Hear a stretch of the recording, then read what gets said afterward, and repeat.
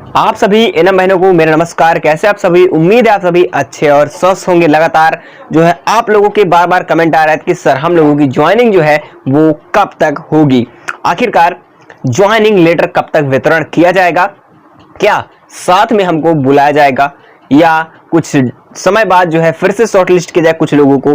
अब यहाँ पर बात है किन किन लोगों को बुलाया जाएगा, कब तक बुलाया जाएगा, तो आपको सॉलिड यहाँ पर चीजें मिलने वाली है जो कि मैं आपको आज क्लियर कर दूंगा इस वीडियो में कि आपको कहीं दूसरे देखने की जरूरत नहीं पड़ेगी। ठीक है, चलिए।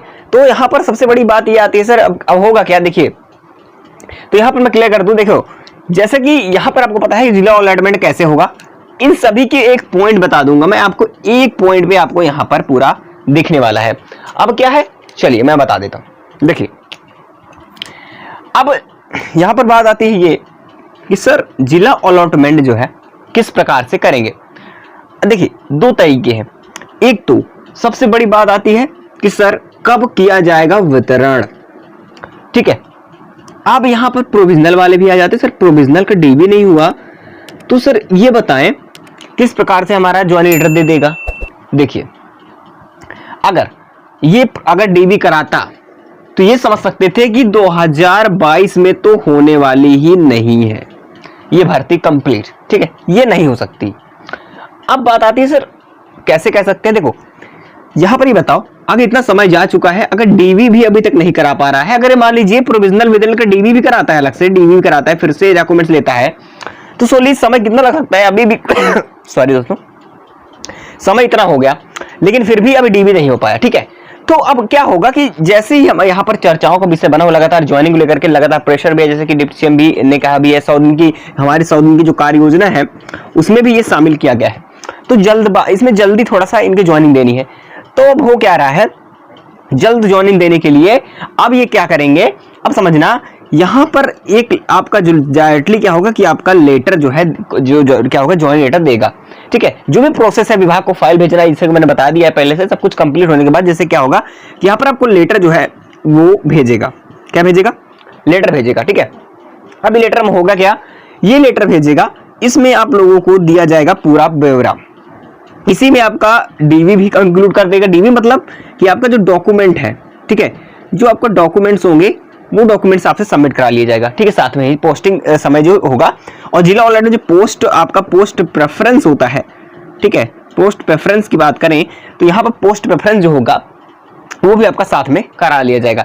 ठीक है, अब यहाँ पर देखिए, अगर वो एक पोस्ट प्रेफरेंस क्या होता है कि एक आपको ऑफिशियल नोटिस देता जिसमें आपको डेट मेंशन की होती। अब ये आपको बुलाते कि सर इस फला फला तारीख पर आप आ जाए, आप अपना डीवी दे सकते हैं।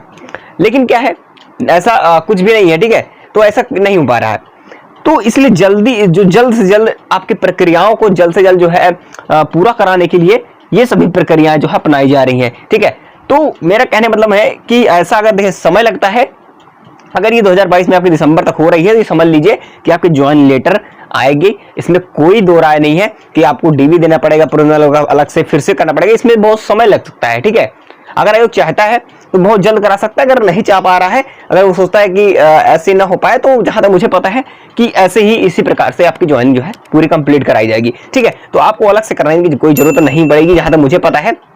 और आगे कुछ इन्फॉर्मेशन मिलती भी है, मान लीजिए डीबी के लिए अगर नोटिस दे भी देता है तो ये समझ लीजिएगा कि डीबी अगर हो रहा है आपका, तब ये समय आपका 2022 तो चला ही जाएगा, 23 में कहीं जाकर के आपकी ज्वाइनिंग होगी। अगर अलग अलग डीबी कराता है फिर से पोस्ट प्रेफरेंस के लिए, फिर से नोटिस देता है पोस्ट प्रेफरेंस के लिए और डीबी अलग कराता है, तो इसमें प्रोसेस काफी लग जाएंगे। ठीक है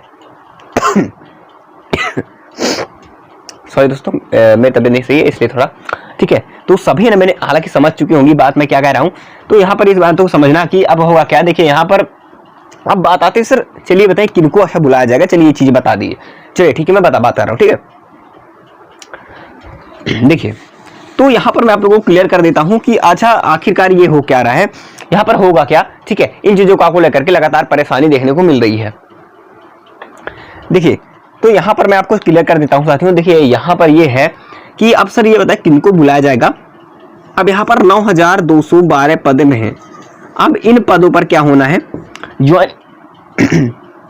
ज्वाइनिंग होनी है। ठीक है, थोड़ा कोऑपरेट करिएगा क्योंकि मेरी तबीयत नहीं सही है, अगर आवाज नहीं निकल पा रही है सॉरी इसके लिए, क्योंकि सर्दी है। ठीक है, चलिए देखिए अब इन पदों पर होनी है, लेकिन हो क्या रहा है कि इनमें अब ज्वाइनिंग इनको देनी है पहले। देखिए 8,831 पदों पर ज्वाइनिंग जो है इन्हें देनी है। अब इनमें प्रोविजनल भी है और विदेल्ड है। ठीक है, विदेल्ड भी है। तो सर अब इन लोगों को दिया जाएगा। सर अब बताएं चलिए वेटिंग लिस्ट कब होगा।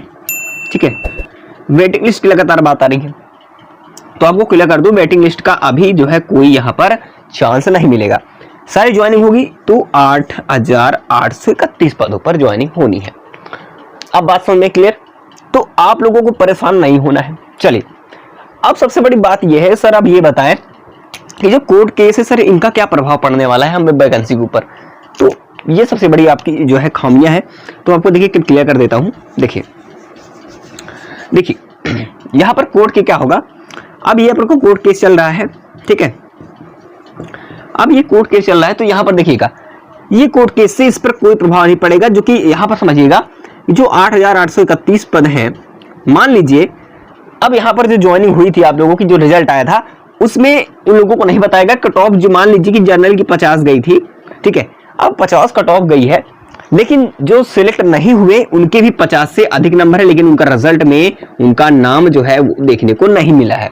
ठीक है, लेकिन उनको कोई नोटिस भी नहीं आई है कि इस कारण से इनको रिजेक्ट किया गया। मान लीजिए डॉक्यूमेंट्स प्रॉब्लम रही होगी, क्या कारण रहा है, लेकिन इनको फिर भी बताना चाहिए। इस डाउट में उन्होंने क्या किया, कोर्ट केस में रेड दाखिल की, काफी चीजें यहाँ पर लगातार चल रही हैं। ठीक है, डेट पे डेट मिल रही है, किस तारीख को यहाँ पर सुनवाई होनी है। तो सबसे बड़ी बात आती है, देखिए जहां तक पोस्ट की बात है कि 9,212 जो पद हैं, इनके अलावा भी अगर मान लीजिए यहाँ पर जो कोर्ट केस है इसमें अगर इनकी जीत भी हो जाती है, मान लीजिए इनका सुनवाई होती है और इनका जो फाइनल निर्णय हो जाता है कि ये लोग सही है, इनको लोग को ज्वाइनिंग मिलनी चाहिए, तो ये मत सोचिए कि हम लोगों को बाहर कर देंगे, ऐसा कुछ भी नहीं है। जो आप 8,831 की ज्वाइनिंग होगी ही, साथ ही साथ 381 पद ये भी होंगे ज्वाइनिंग, और जो भी कोर्ट में है इनका फैसला सही आता है, इनकी तरफ पक्ष में आता है, तो ये समझ लीजिएगा कि होगा क्या। देखिए ये जो इसके अलावा भी अगर 1000 पद भी इन्हें देना पड़े तो ये जिम्मेदारी है विभाग और आयोग की। ठीक है, विभाग की है, विभाग इसका जो है पद जितने पोस्ट है वो खाली हो, जितने भी है उनका डिटेल देगा, उस हिसाब से ये जो वैकेंसियों को फुलफिल किया जाएगा। ठीक है, तो साथियों हालांकि मेरी जितनी भी बहनें हैं उनसे रिक्वेस्ट करता हूँ कि